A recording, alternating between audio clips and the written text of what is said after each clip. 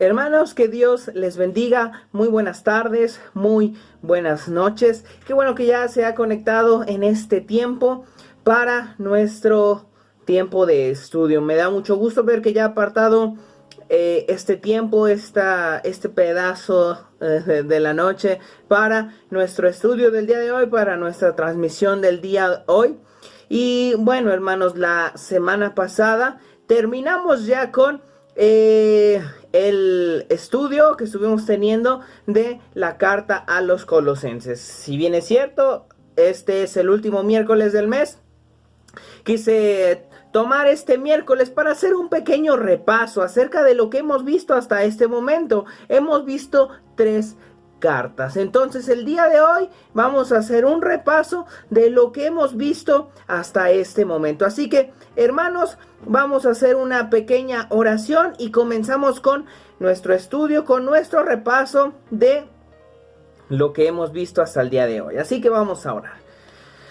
Padre, te damos las gracias en esta tarde, en esta noche, porque tú nos permites estar ya listos y dispuestos para escuchar tu palabra. Gracias, Señor, porque nos has permitido ya haber culminado con 3 estudios. El día de hoy vamos a hacer un repaso. Pedimos, Señor, que tú nos ayudes a recordar las cosas importantes, a recordar, Señor, qué es lo que tú quieres hablar a nuestros corazones. Y ponemos en tus manos este tiempo, ponemos en tus manos el mes que comienza el siguiente miércoles, el siguiente estudio que vamos a tener, lo ponemos en tus manos. Y, Señor, gracias por esta oportunidad que tú nos das el día de hoy. En el nombre de nuestro Señor Jesús, dejamos este tiempo en tus manos. Amén. Entonces, hermanos, comenzamos con nuestra sesión de estudio del día de hoy, de este repaso de las cartas que ya hemos visto, que son Primera de Juan, Filipenses y acabamos de terminar con Colosenses. Entonces vamos a hacer un repaso de estas 3 que ya hemos visto desde que comenzó el mes de enero, desde que comenzó el año. Hemos visto estas 3 cartas hasta este momento. Entonces vamos a empezar primero con la carta de Juan. La primera carta de Juan, esta que pertenece a las cartas universales. Esta no es escrita por Pablo, es escrita por el apóstol Juan. Entonces vamos a recordar un poco acerca de qué vimos en la primera carta de Juan. Muy importante. Hablamos acerca del autor, el apóstol Juan, el cual era el discípulo amado. Así aparece en el Evangelio de Juan cuando habla de sí mismo. Así se aparece con ese nombre, el discípulo amado. Era hermano de Jacobo el mayor. Y vemos que las iglesias de Esmirna, Pérgamo, Sardis, Filadelfia, Laodicea y Tiatira fueron fundadas por él. Estas iglesias que aparecen ahí en Apocalipsis, cuando el Señor Jesucristo manda el mensaje a estas iglesias, son a estas iglesias que fueron fundadas por Juan. Fue enviado de Éfeso a Roma, donde se afirma que fue echado en una caldera de aceite hirviendo. Él sufrió por causa del evangelio, pero no murió como un mártir. Dios le dio vida. Es el único apóstol que no muere como mártir, sino que murió por razón del tiempo, por razón de la edad, es que él muere. No murió como mártir. En este lugar donde lo tenían, en esta caldera de aceite hirviendo, él escapa milagrosamente. Él no muere ahí, porque Dios había determinado que él no muriera como un mártir. Entonces él muere tiempo después. Domiciano, el emperador Domiciano, lo desterró posteriormente a la isla de Patmos. Y estando en la isla de Patmos, Juan escribe el libro de Apocalipsis, recibe esta revelación dada por Jesucristo de los tiempos finales en la isla de Patmos. Después de estar en ese tiempo en la isla de Patmos, otro emperador, que es el emperador Nerva, el sucesor de Domiciano, lo liberó. Entonces, él estando encarcelado, encarcelado por causa de predicar el evangelio, es que recibe esta revelación de los tiempos finales estando en la isla de Patmos. Y bueno, recordando acerca de la carta, veíamos esta frase de Martín Lutero, muy importante recordar, que resume básicamente de lo que trata la carta. Dice Martín Lutero: no es a Cristo andando sobre el mar, sino su andar cotidiano, lo que somos aquí llamados a imitar, refiriéndose a la primera carta. No precisamente a hacer cosas maravillosas y grandiosas y milagros como nuestro Señor Jesucristo hizo, sino a ser como Él, a imitar su conducta, a imitar su diario andar, a imitar su santidad. A eso es a lo que realmente somos llamados. Eso es lo que llama la atención. Sí, en algunos casos Dios utiliza los milagros, pero no es siempre. Entonces, la primera carta de Juan, esto es algo que nos recuerda. La primera epístola de Juan es como un álbum de fotografías de la familia. Juan describe a los que son miembros de la familia de Dios. Y empieza a enumerar características acerca del verdadero creyente. ¿Se acuerda que dijimos que de esto trataba? Juan da características acerca del verdadero creyente. Así como los hijos se parecen a sus padres, así los hijos de Dios también se parecen a Él. Y esta carta muestra estas similitudes, muestra estas características del que es verdadero hijo de Dios. Cuando una persona se arrepiente de su pecado, se convierte en hijo de Dios, recibe la vida eterna. Recibimos la vida eterna. Y todos los que tienen esta vida, todos los que tenemos esta vida, se manifiesta de maneras muy precisas. Tan precisas que Juan las puede enumerar. Todo esto, dice Juan, que aquel que ha creído en Cristo lo reconoce como Señor y Salvador. Tiene un deseo por agradar a Dios. Tiene amor por los creyentes, por los demás hermanos. Busca constantemente atender a los mandamientos de Dios, atender a la palabra de Dios. Y sobre todo, una característica del verdadero cristiano es que no persiste en pecar. Sin duda, habrá pecado en su vida, pero es diferente el vivir una vida de pecado como antes lo hacíamos, a que verdaderamente cometemos pecado, pero no de la misma manera que antes, sino que hay ahora una lucha en el ser, en el interior. Esta es una de las muestras del verdadero creyente, que hay una lucha interior en contra del pecado. Estas son algunas de estas marcas. Juan escribió esta epístola para que todos los que tengan estos rasgos de la familia puedan saber que tienen vida eterna, que sepan que verdaderamente somos hijos de Dios. Y según Juan, lo que expresa en la carta, una persona es un hijo de Dios o no. No hay una posición intermedia, no es como más o menos, o eres o no eres. Y en esta carta, por eso Juan utiliza mucho estos extremos de decir o eres o no eres, o eres blanco o eres negro, o estás en luz o estás en tinieblas, o tienes amor o tienes odio. Utiliza estos extremos para mostrar las características de los que verdaderamente pertenecen a Dios. O estás vivo o estás muerto. No se puede estar medio vivo, no se puede estar medio muerte. O sea, o estás vivo o estás muerto. Y eso es lo que Juan está explicando aquí. Al mismo tiempo, se debería observar que al apóstol le gusta describir a las personas por su conducta habitual. Y esto es importante, porque está describiendo las características de los cristianos, pero como una constante. Y aquí es donde radica parte del punto importante de la primera carta de Juan. Al ver entre una persona si es cristiana o no cristiana, lo que hace Juan es que no basa su conclusión en un solo acto aislado, en un solo acto de pecado o en un solo acto de amor, sino en lo que caracteriza a la persona. Porque el hombre pecador puede hacer algunas cosas buenas, y el hombre que es salvo puede en algún momento llegar a cometer pecado, es cierto. El asunto aquí, la diferencia es cuál es la constante. Entonces, aquí describimos con este ejemplo que hasta un reloj roto, un reloj que no funciona bien, en algún momento llega a marcar la hora correcta. ¿Alguna vez? Porque pues en algún momento llega a marcarla, aunque esté mal, aunque no esté funcionando. En algún momento llega a marcar la hora correcta, pero no es su constante. No está funcionando bien, no está sirviendo bien, pero aún así en algún momento llega a marcar la hora mal. Entonces, ahora bien, perdón, esto es lo que hace Juan, mostrar esta diferencia. El verdadero creyente tiene una constante. Es cierto, se puede equivocar, pero el que no es creyente, el que no ha sido salvo, tiene otra constante. Lo que hace Juan es fijarse en esas constantes. Igualmente, la conducta general cotidiana del cristiano es santa y justa, y por ello es conocido como hijo de Dios, porque se distingue su forma de pensar y su manera de manejarse. Juan usa la palabra conocer muchas veces porque esto tiene que ver con contexto, que había esto llamado gnosticismo, ¿se acuerdan?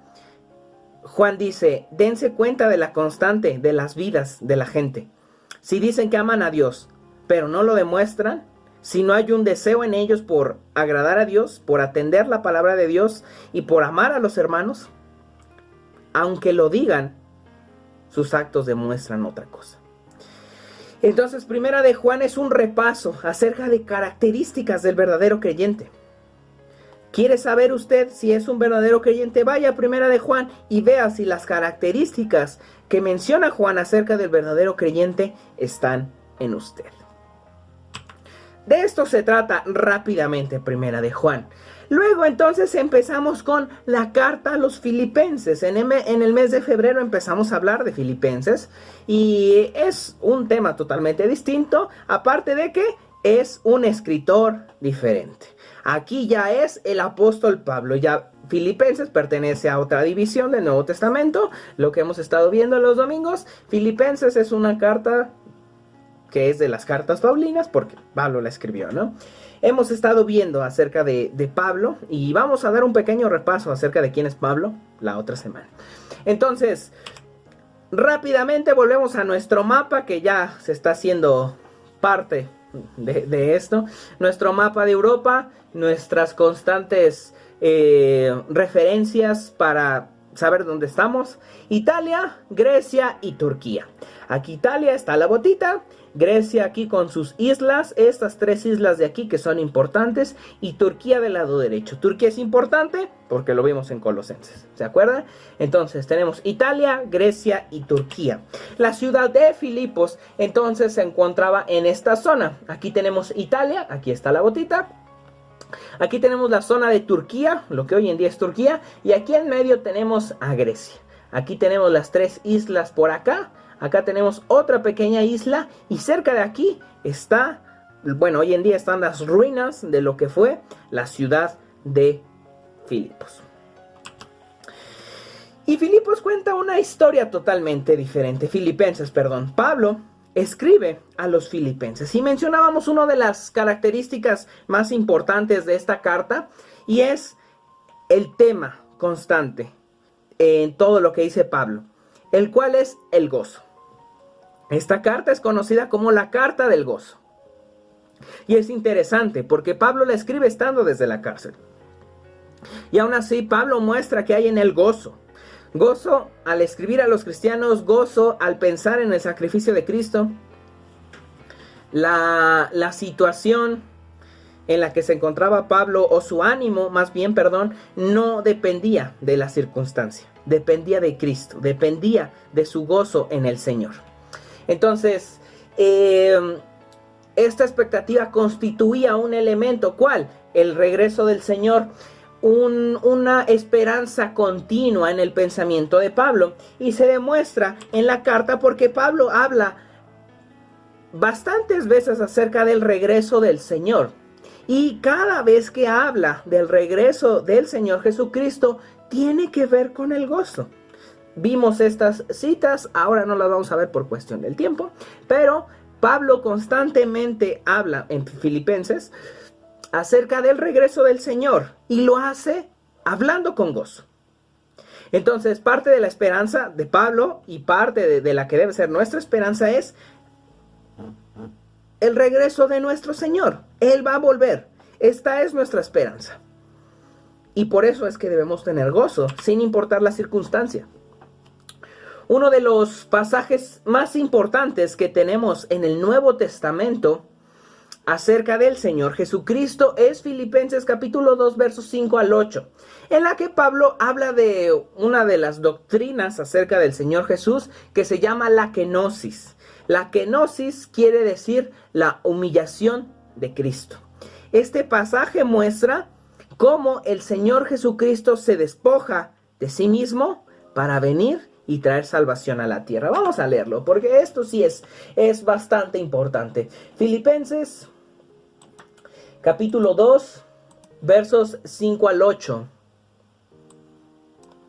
Dice: haya pues en vosotros este mismo sentir que hubo también en Cristo Jesús, el cual, siendo en forma de Dios, no estimó el ser igual a Dios como a cosa que aferrarse, sino que se despojó a sí mismo, tomando forma de siervo, hecho semejante a los hombres, y estando en la condición de hombre, se humilló a sí mismo, haciéndose obediente hasta la muerte y muerte de cruz.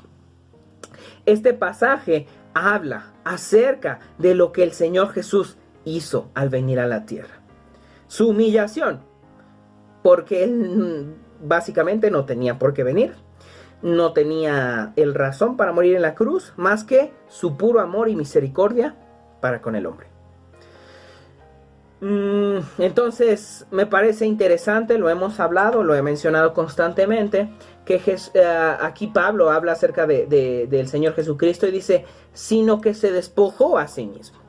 No fue que le dijeron, te toca, no hay otro, órale, y no importa si no quieres, sino que más bien hubo en Cristo el deseo de despojarse de todo lo que él tenía, que era esta forma de Dios, el tener el lugar como Dios en la eternidad y tener la comodidad como Dios y tener absolutamente todo como Dios, y decide despojarse de eso.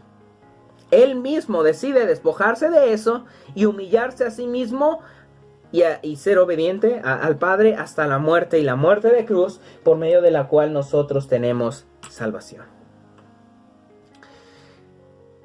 Filipenses lo que nos muestra es gozo, gozo y más gozo. No es imposible aquella frase de que vivieron felices para siempre. Pero no como la gente, o como estamos acostumbrados a escuchar esta frase a causa del amor y del matrimonio y todo esto. Es parte de la felicidad del ser humano, pero principalmente la felicidad, el gozo del creyente, el gozo del cristiano viene de Cristo. Viene del sacrificio de Cristo, viene de la salvación. Y por eso es que es permanente, porque el sacrificio de Cristo no cambia, porque Dios no cambia. Y porque estamos seguros que no de repente un día Dios ya no va a estar. No de repente un día el sacrificio de Cristo ya no pasó. No de repente un día las cosas cambiaron. Sino que eso permanece para siempre. Las razones del gozo del cristiano permanecen para siempre. Cristo permanece para siempre. Hay gozo en medio de los conflictos más difíciles. Hay gozo cuando se sirve con un espíritu de humildad. Hay gozo cuando se conoce y se da a conocer al Señor Jesús. Y también hay gozo cuando caminamos en contentamiento y en gratitud. Eso es lo que muestra Pablo. Dice Pablo, he aprendido a vivir en cualquiera que sea mi circunstancia, teniendo y de sobra, y teniendo todo o no teniendo nada, porque mi gozo, mi fortaleza no depende de lo material ni de la circunstancia, depende de Cristo, depende de la salvación que Él ha dado.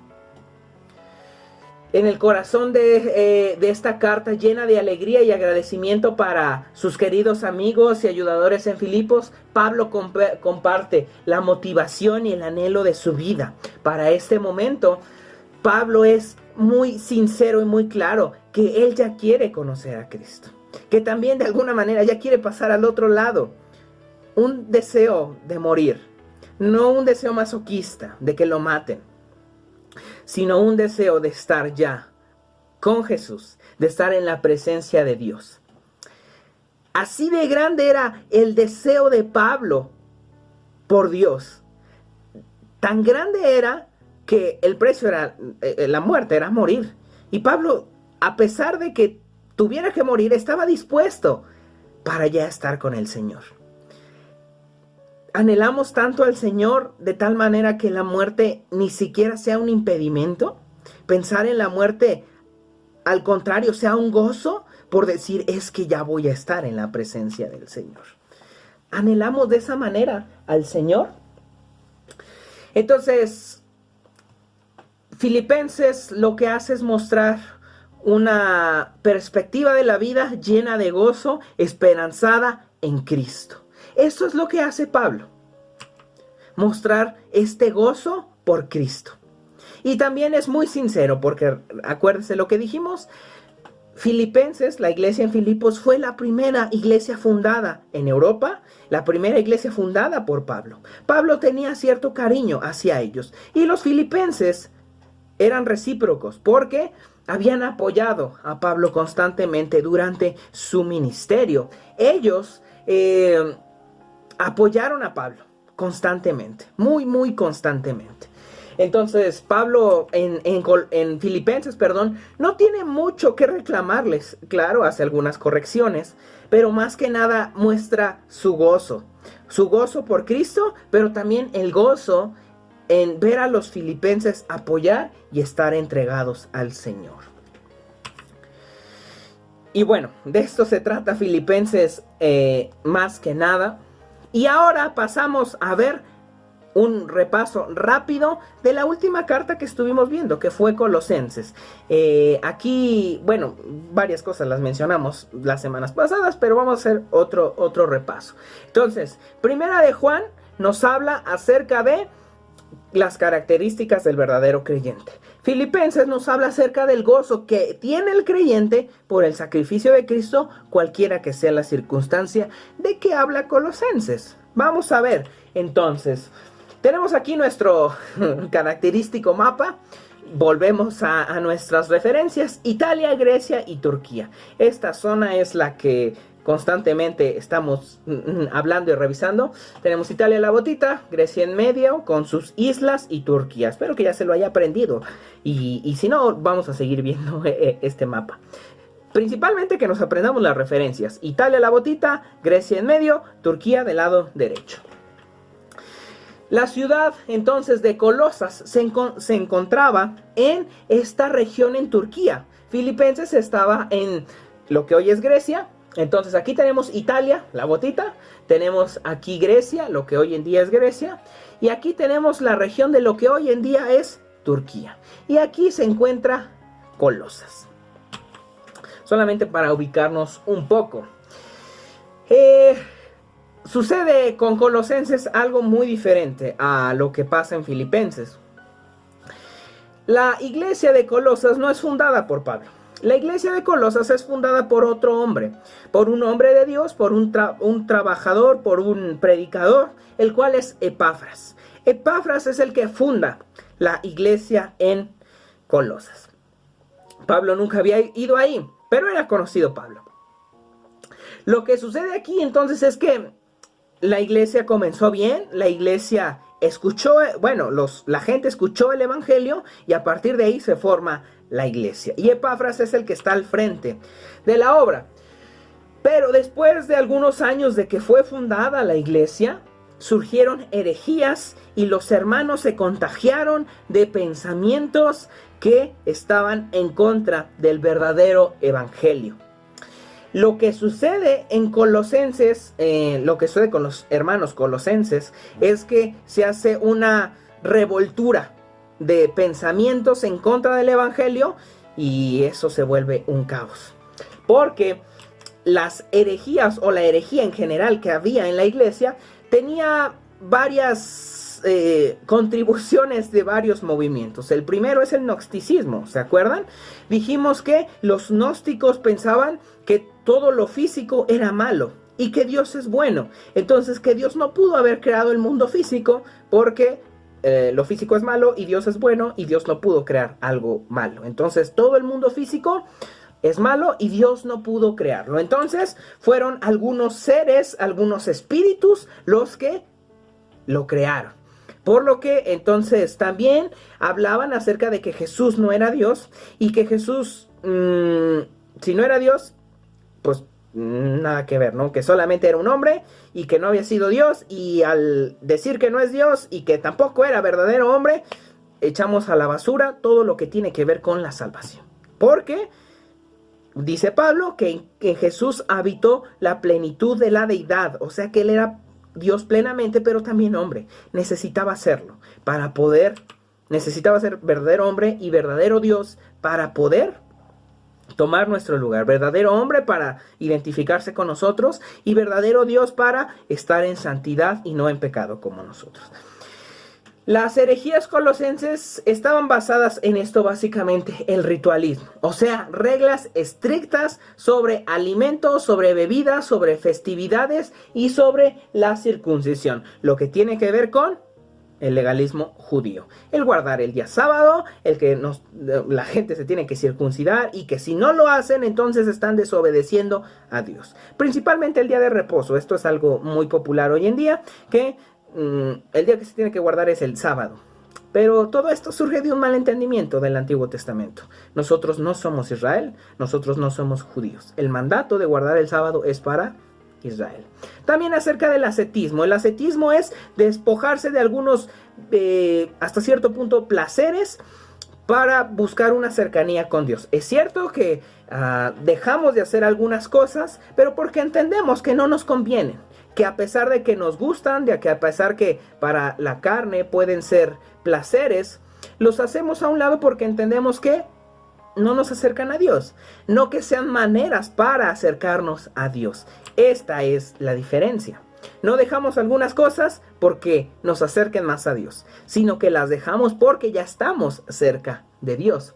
También había adoración a ángeles. ¿Cómo entonces ellos creían que los ángeles quizá eran los que habían creado el universo? Había que adorarles. Ellos decían entonces que Dios no pudo haberlo creado, entonces algunos ángeles fueron los que crearon. Había que adorarles. Menospreciaban a Cristo. A Jesús lo hacían menos.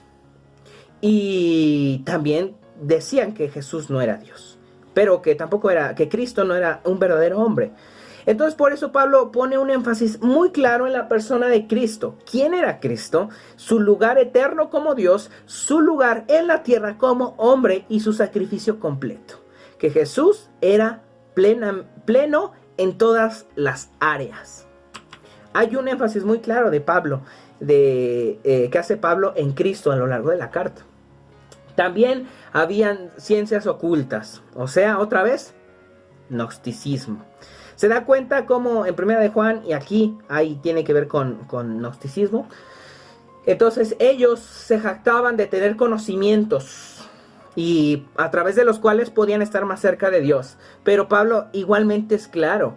Pablo dice de Cristo que en Él están escondidos todos los tesoros de la sabiduría y del conocimiento, no en gente que dice tenerlos, y no en gente que dice que hay que tener ciertos rangos para estar más cerca de Dios. Y otra de las cosas que había dentro de la iglesia era la confianza en la sabiduría, a causa de esta gente, y las tradiciones humanas. Entonces se estaba despreciando el verdadero evangelio, se estaba despreciando a Cristo, no se le estaba dando el lugar que tenía y a Dios se le estaba restando también importancia. Por lo que Pablo escribe, por eso es que Epafras va a visitar a Pablo a la cárcel y le dice: ayúdame porque esto ya se nos salió de control. Y Pablo escribe esta carta donde instruye a los cristianos, porque ellos ya eran cristianos, solamente que se habían desviado. Pablo les está instruyendo y les está mostrando cómo son las cosas en realidad. Entonces mencionaba esto: los gnósticos creían que todo lo físico era malo y tenían una idea media rara acerca de la existencia del mal y del origen del universo.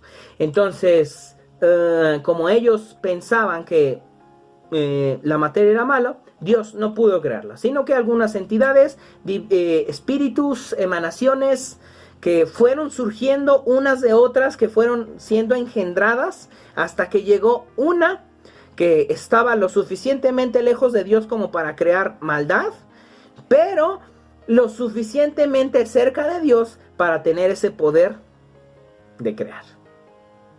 Por eso Pablo es claro y muestra que Cristo es el creador. Por eso Pablo es claro, y en este pasaje que estuvimos analizando de los versículos 15 al 23 del capítulo 1 de Colosenses, Pablo muestra y mata 2 pájaros de un tiro. Que el Señor Jesús es el creador, y es el creador porque Él es Dios. Y bueno, hermanos, pues se nos ha acabado el tiempo. Hemos terminado con este repaso rápido de lo que hemos visto hasta el día de hoy. Primera de Juan, características del verdadero cristiano. Filipenses, la carta del gozo. Y Colosenses, una instrucción doctrinal acerca de quién es Cristo verdaderamente.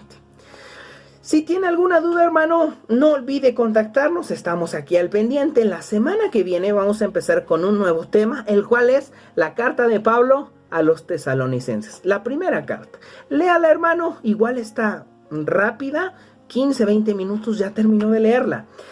Léala, hermano, y nos vemos aquí la otra semana. No olvide conectarse a las transmisiones y no olvide asistir a las actividades. Nos vemos la próxima semana, hermanos. Que Dios les bendiga y saludos desde Metepec.